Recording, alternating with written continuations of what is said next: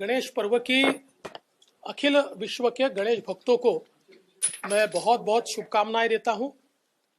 श्री गणेश जी से प्रार्थना करता हूं, वे विघ्नहर्ता है। पूरी दुनिया पर, हमारे देश पर, हमारे महाराष्ट्र पर कोरोना का संकट है, उसका विघ्न है, उस विघ्न को वो हरे।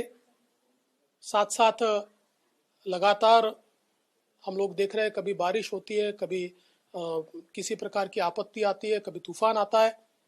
इन सारी आपत्तियों में खड़ा रहने का आत्मबल ईश्वर हमको दे, विघ्नहर्ता हमको दे, हमारे किसानों को दे।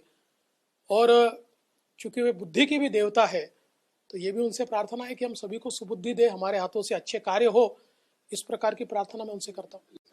देखिए, हमने बार बार इस बात को स्पष्ट किया है कि मंदिर खोला जाए, महाराष्ट्र में हमारी लगातार मांग है।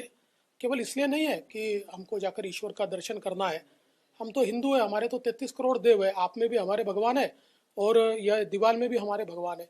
लेकिन इन मंदिरों पर जो लोग छोटा छोटा काम करके अपना जीवन यापन करते हैं, चाहे वो फूल बेचने वाले हो, अगरबत्ती बेचने वाले हो, हल्दी या कुमकुम बेचने वाले लोग हो, प्रसाद बेचने वाले लोग हो, मंदिर के पुजारी हो, मंदिर के सेवक हो, लाखों लोगों की एक अर्थव्यवस्था भी उसके ऊपर टिकी है।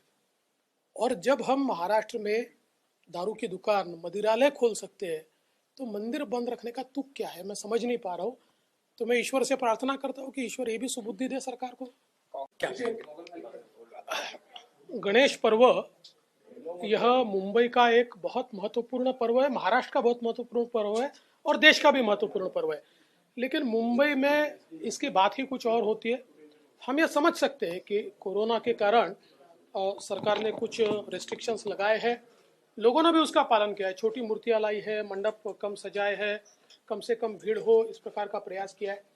किंतु एकदम दबंगाई अगर सरकार करेगी तो वो भी ठीक नहीं है, इतना दमन भी ठीक नहीं है। 144 इस प्रकार से लगा देना और बिल्कुल ही एक प्रकार से लोगों को वंचित कर देना, इससे लोगों की भावनाएं जो है वो आहत होती है। मुझे ऐसा लगता है कि सरकार ने लोगों के विवेक के ऊपर